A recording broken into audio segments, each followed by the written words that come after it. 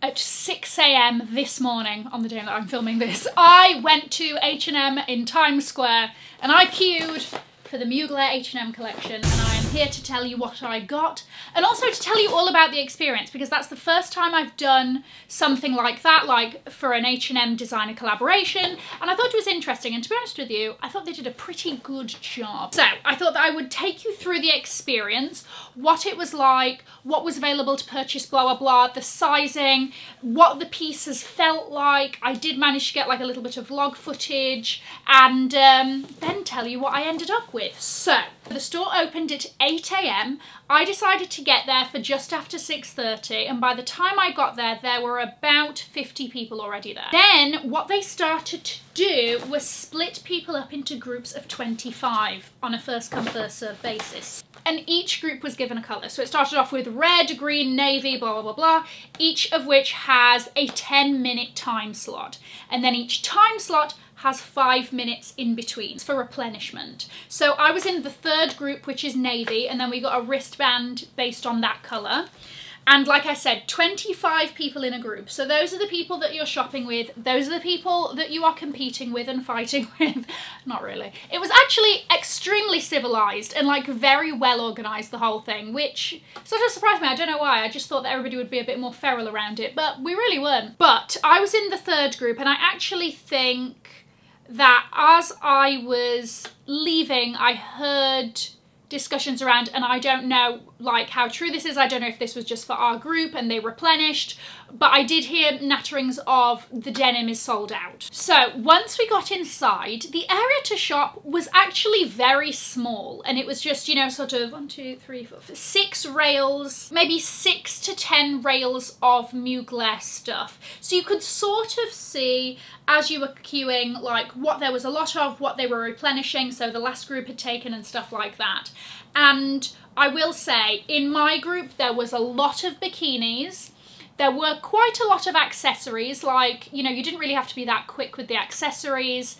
The sparkle pieces, there were a lot of those, so there were like mesh pieces with the Mugler stars with crystals, they were there. The blazers that were a little bit more simple, the black trousers, and quite a few dresses, quite a few of the different dresses. And the first thing to go from my section, like I didn't even get to lay my eyes on this piece, were the bodysuits. That was straight out of the way. My priority was the blazer with the corset detailing and a few other pieces that I will go through. I had to like be a little bit fighty with the corset blazers. Not really, but like people were fast picking out the sizes. But I will say that the H&M staff were really, really helpful in that I found one of the blazers in an extra small, and I thought that I would probably be a small, and I said, oh, you know, do you think that there's a small? And she went and she found one for me from the back. Now you had your 10 minutes to shop in the pit, as it was called, and from then you could go and try on the pieces. Also, I did go to, I think, the biggest H&M in New York, so there was lots of space to do everything. And then after you've tried on, you have 10 minutes to try on, and after then you go and pay. Another thing, a couple of things that said here, the shopping limit was the same as the shopping limit online, which is 1 of each style, so you couldn't buy, you know, a couple of sizes of something to try on and then return. And there's returns and exchanges brought in store and accepted within 7 days of purchase. Oh, size ranges in store, they didn't really have too many. There would have been much bigger size ranges online. I would say they probably had about... The size range was from a XXS to a XXL in some pieces, and for other pieces it was from a 0 to a 20.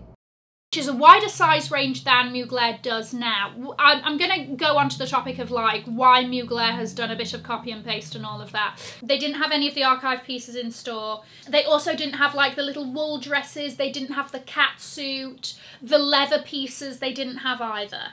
But a big question around this was the quality. Because if this is just copy and paste from the main line, why would you pay mainline prices, right? I will say for some of them I was pleasantly surprised by the quality, and for some of them they did feel a lot more cheaply made. All of the sort of lycra pieces are a thinner lycra than they use for the mainline collection, but it still like looked quite decent, I will say. Especially the dresses, the spiral dresses with the long sleeves, those looked very, very, very similar, to be honest. There was a pair of leggings that wasn't the spiral leggings, but it was almost more sheer than that. That was terrible. That it was like, you could see my hand straight through it. It was like tights. It just looked like, yeah, my nail could go straight through, right? There were also some pieces where like almost a neoprene was used. It was like a very, very thick lycra material that on first impressions looked good, but when you put it on it was very sort of stiff. So there are sort of bits and bobs throughout this collection where you could see that like, okay, yes, in mainline they wouldn't have used those materials and this would have been, you know, slightly different, but the cuts are very, very true to the brand. What did I end up with? I will include some footage here of trying on the 4 pieces that I ended up wanting to try and pick up. I was really intrigued by the trousers because I thought I really liked the way that they looked on the hanger. They had a lot of like structure to them. Turns out that was also their downfall. Absolute no to the trousers. I thought that they were quite good because they're thick, right? And they are thick, but they just don't sit well. Like, what is all that happening? You can't quite hike it up and up because it's quite slippery. And then the cutout at the back, I mean, she's grazing the crack, she is. So, I mean, even with heels, this isn't, that's not working. I mean, what is this? And it's only that on one side. Why are you wrinkling only on one side? Dear me, this is not flattering. I don't also know why I put myself through the mental turmoil of trying on that mini skirt. There was a reason that there were a lot of them left on the rack, Cassie, and that's because, guess what? Cheeks to the wind. Everybody would have seen everything. Never in a million years. My cheek is about to fall out. So I ended up with the corset blazer. So, and I will tell you how much all of these were. So this one I got in a size small, and this was $350. I will also say that the US, I believe, from like, and I've not looked at every country that's like selling this collaboration online, but from the countries that I've actively looked at, the US has the highest prices for this collaboration. So like this blazer is $350, right? The same blazer in the UK is £199, which if I convert is $250. Okay, so you would think like even with, I know, like shipping costs and all of that, oh, and that's before tax. So very interesting how they've priced this collection. It's a bit of a weird one. Okay, so this is a bit dirty. Wipe your mirrors. Right. This is the size small, and I think it fits really nicely. Like the cut, you've got the really strong padded shoulders. She's looking villainous, okay? She's looking Maleficent-like. I think this would be really nice. I think it comes down nice. I mean, yeah, you can tell like it's not the same construction that Mugler would make it, but I think it looks good. In the mainline version of this, these sheer panels would be a lot sort of thicker. These are quite thin, and there's a little bit of, yeah, there's a bit of stretch in there, let me give them that. All the boning is great though and everything. I need to sort of compare with my Dion Lee blazer as to, are these two too similar? Because I also don't want to get sucked into the hype of these things, because it is very easy to, because we all get very excited, and I have done this for like the Balmain H&M collaboration and the Versace one and all of that. And, you know, I'm just trying to make, like, you know, good decisions and whatnot.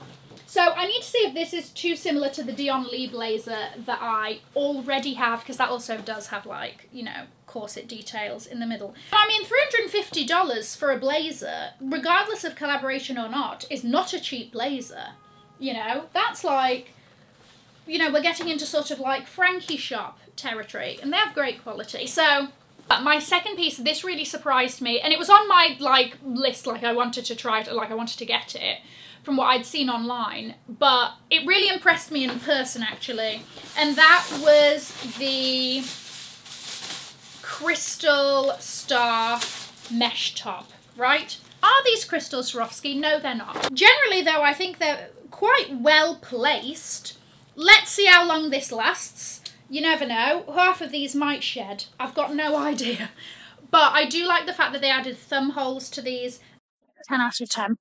This looks great. Okay, it fits nice. This is a size small. Again, it's not the same, like I know it's not the same materials that it would be if it was Mugler, the main line.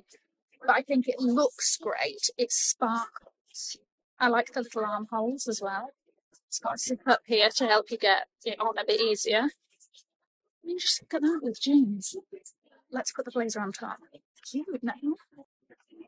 I mean, that looks great. Let's not lie. Let's not lie to each other. And the zip has the little Mugler star, which is, you know, well, what's on the top anyway. I got this in a size small, and it fits perfectly, and I think it's a really great piece to go under a jacket and all of that. So, yeah, very, very happy with this one. This, by the way, was $129. They did also have a pair of matching leggings for that, but I thought, don't put yourself through that, Cassie. I thought, you're not ready to see what you look like in a changing room in those. So I thought, best not. Oh, another piece I was excited about, but not so much when I saw it in person, was this was from the men's section. It was the mesh t-shirts with the star details. So I thought that this was a bit more of a jacquard fabric, so it was like the stars were part of the fabric, but they were like separate velvety additions basically, and I don't really like how that looked. Like it looked like it would attract a lot of lint, if you know what I mean. So I decided against that one. Now, I did read an article with the creative designer about sort of like why they've taken a lot of pieces straight from mainline Mugler and put them into this collaboration. And I think what a lot of designers try to do with these high-low collaborations is experiment or do things that they can't risk experimenting to see how well it does in their main line because of funding or whatever, right? So for example, as part of this H&M collaboration, there's a menswear section, which Mugler currently doesn't do. So this is a way for them to test if that's something worth investing in for the main line. The other thing, and I thought this was really interesting, so the most expensive piece in this collection is the green leather trench sort of with a scarf detail attached, right? $750 or something. Now that was actually a part of the Autumn-Winter 2022 Mugler runway. It was like, how many thousands of euros? Under 10 were ordered after the show, and that wasn't enough for them to put it into production. So it basically like died. It was just like, this isn't, you know, financially worth it for us to produce, you know, less than 10.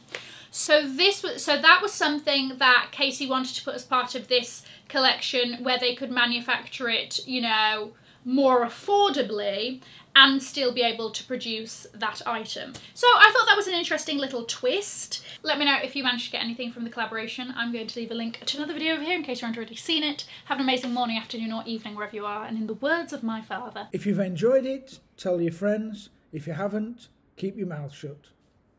I'll see you in my next video. Mwah. Bye guys.